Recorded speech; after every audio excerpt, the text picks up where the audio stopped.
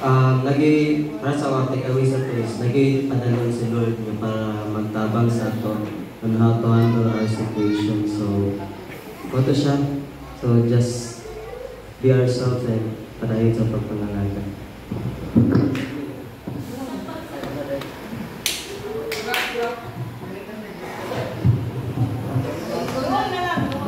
Sa ako kay kuan lang.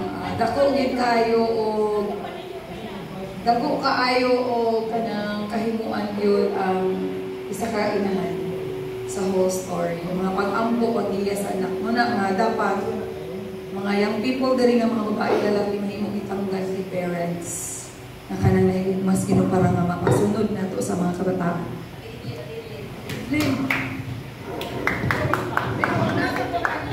Okay, so actually wala pa nakasarn karon kay kana the movies ko ang gabi siya ka nice. Ang itatagon sa ako is if we follow Jesus, something has to die. So not physically, but it has to be our hobbies, goals, addiction, hindi lang sa drugs, but sa atong mga daily one.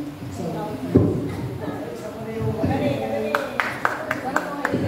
actually, daghan kayo siya ka ng takeaway. So, ako kay 3 ka po. Kuan ka ng first is kanang be teachable, no, be teachable, dayon kanang accountability sa imong action. Next is kanang we need to be dependent or reliant din sa atong buhi nga Dios mga igsoon. Dahil gusto lang nakaipang-quote ang mga katong naa sa mga naa sa script no din hiningon nga anger does not reflect God's righteousness mga igsoon. So grabe kayo siya ka na-amaze ko sa script, and also not living to please yourself but living to please God. Mga to siya igsoon. Next.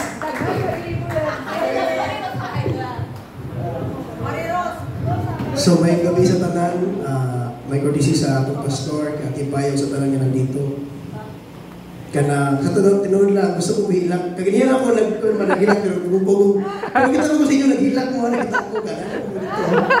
Pero you know what, i-share na ako sa mga kamamuran, kay kanina mga hantong ako ng mga mentors. Muna sila nagtudlo sa ako pero kanina sila nagtudlo mga puno sa ako. Pero anyway, para sa ako lang sa experience na ako, ang sabi kasi one time, we cannot learn all the things. Especially yung sa edad, lugi na ta, di ba? But then, sabi nila, para daw mas maka-learn ka sa mga butang na hindi yung ma-experience, learn from the experience of others. So ngayon, sa kalang atong nakita the forge karon, actually na-blessed ko. Kaya ano man, nakita ninyo yung story sa katong, di ba namatay ang anak, karon i-relate na ako sa itong tanan, i-share lang na ako. Kaganina pa rin ko nga, katurang hantod na human, murag itong nagbalik-balik sa ako, ang atong pagtuo bilang isang Christian, isi-shake na siya, i-challenge sa atong faith. Karon, what if, kanang mga nahitang ko sa itong mga kaigsuunan, sa imong mga kanina sa other churches, or other mga Christian believers na kita mo sa imong ha. What if, unsay mga action taken mo sa amin hilig kami mga what if o mga action taken, pero para sa ako sa tanan nga makita ko sa itong kinabuhi usahay kana nga butang luwi ta, huyang ta atong makita sa uban dali ra magkano yung problema, pero sa imo dali sa iya na isud na. So karon may igsuon mo ni ang pinaka the best. Una nga ayun sa Islam yan kayo, di ba ni? Una akong ma-istorya lang yun. First thing, dili na ito dapat i-judge sa itong igsuon. It should be, kita ang mag-encourage sa iya, musabot sa iya. Sometimes manggod ang pinaka-the best thing, nga buhaton nimo, maski ikaw ang mali, pero ikaw ang nakasabot, sabto nimo. Kaya nga naman, singlot man ta ni Lord, pag di mo na mapasagdan. Pangatlo mga igsuon, ako ang conclusion sa katong nanghitabo. Sa imo dapat dili nimo tan-awon mo ko galingon. Sa tinuod lang isod kayo ang kanang verse nga kami tinagingon nga, you shall love your neighbor as you love yourself. Lisod kayo na siya kasi what if na-offend ka niya? What if nag-away mo? O what if nga sa mga challenges imong kinabuhi, naabot ang point sa imo nga grabe, makayoy ka nga di naging kaya. Mga igsuon, siguro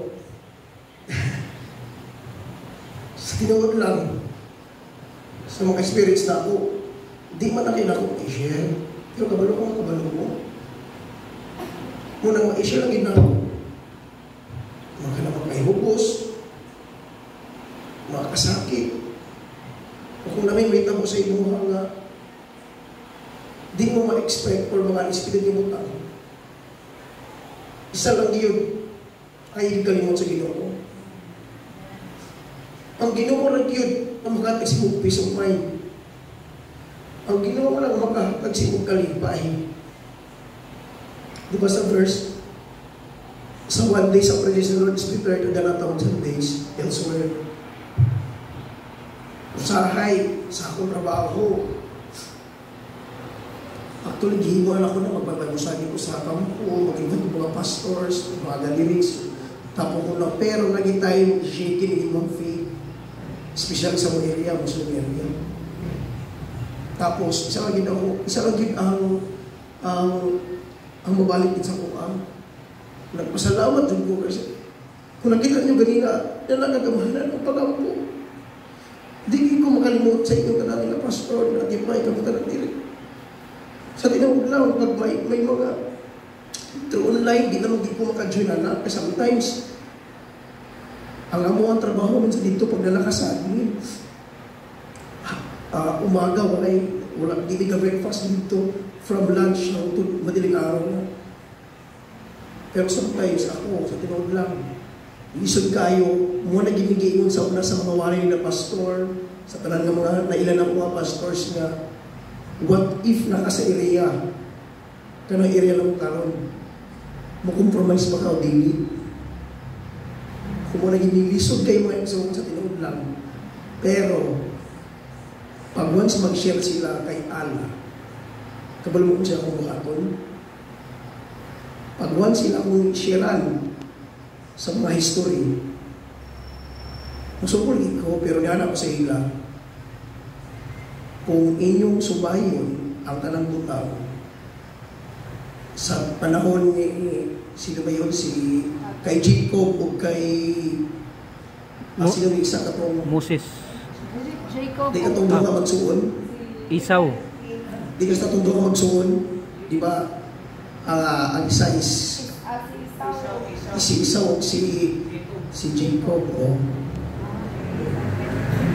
Karon yan ako igagaw rata, pero may joon naabot na isa kong point mga joon, naka-experience ko duurday ka ito, nakaana mo lisuudan niya hawabot ang mga missionary. So kani siya nga movie, blessed kay ko kay ngano kita maka-learn ta ana it is experience nga dili na itong ma-experience atong kinabuhi in which na ilahang parang teatro nila ba. So anyway, nagpasalamat ko naka-join. Siyempre wala na sa plano na mag-join ko karon. Ito na kaganina niya si Pastor G. Bantanas, tama ba? Pati si Pastor nagsabi, ala kayo muli na sa gago. So anyway, kato lang akong masyang maik sa thank you.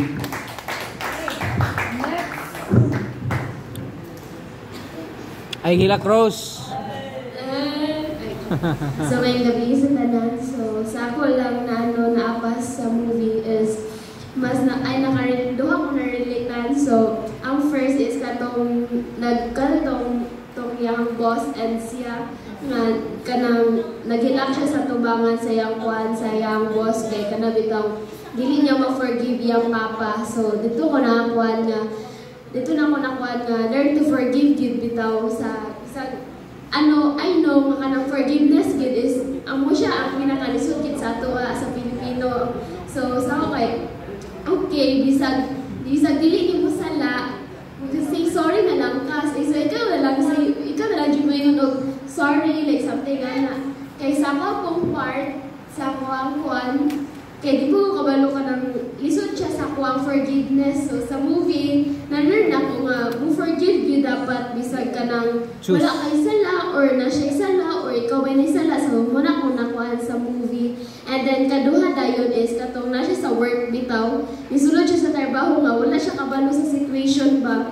So gigna na dayon siya sa iyang trabaho, yung kauban nga, muna nahitabo na goal na si boss nga 3,000, di ba saktong? 3,000 na kuan nga Orders. o units nga kailangan dito nila ikuan, and then naay time ba, and then kato dayon nga kanang client is yan na din cancel ba nga basta wala bitaw kuan kanang sa tagalan dili makuan nila so pag-abot ni kuan nga Isaya siya na ginagkuan nga kaya na to na like something yung mga kauban kay wala bitay kuan ilang ginakuan nga dili na to na kaya, pero pag-abot niya siya ginagkuan nga kaya na to na so siya nag-push nga kaya anong bitaw kay para kana bitaw para kanang ang goal sa iyang boss is makuha nila ba and makuha nila nila ang kanang sana o ma-deliver nila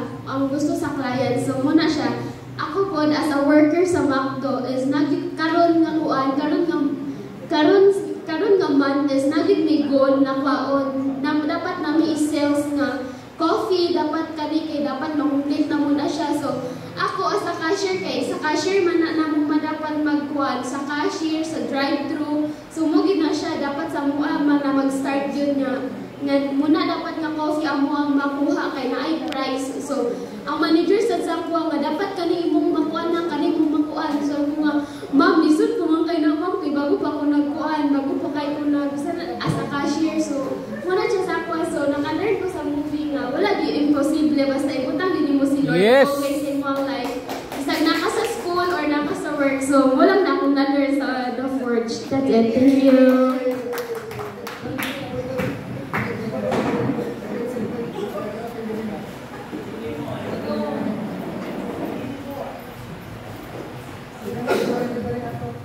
Hello, gabi. Siguro, naiwan naman siguro natin na Napaisa wala.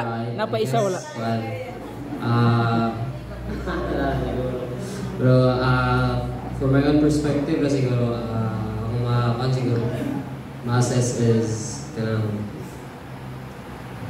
givers, siguro. Tapos, aside from that is, forgiveness mo ang ginawa nito emphasize most of the time. And aside from that is be independent at all costs, but not totally wrong. You'll be trained to all the things na yung ginabuhat. No? So we are kuanman good. We are na kuanman good ka ng body weight ka ng kapuyod yapon ba? So as people, as we are kapuyod ta, so we need people that will strengthen us, help us burn more sa itong layak na palong yapon doon. So, to make short things, keep it up na lang. Tapos, if someone is naimurag mga dinig, kaya yung anon ng mga mangitawo make a resolution, how you handle things. And aside from that is, prayer is always and everything and every day, you know. So as a Christian living kita mo iksod yung ginawala sa tuwa. So maybe so siguro kay dapat yun always yun na mag-compromise sa marat tagad grabe Nga mo sakit ra ba natin LGR sa kahilakon. May gabi mga igsoon. First time po doon kita ang salita and na-bless kayo po. Isa rin may pa ngayon, I know, istorya naman sa kanan, nakita mo po dito. Ang ako ang nakakibali, nakakuanggit sa mga nakatakdid kayo is that katong ingon ni kuanggit ni Joshua na forgiveness ba? Forgiveness is like handbrake sa sakyanan. The moment na i-release ni mo na siya, so pareha ko sa sakyanan nga kung use ka o kanang nag-handbrake ka, so kung saan nimo o tamak sa accelerator, kibali makadagan magani siya, pero slow kayo yung progress. So, the same way na forgiveness is parehas sa handbrake, in order nga maka-move forward ka, need mo siya i-release.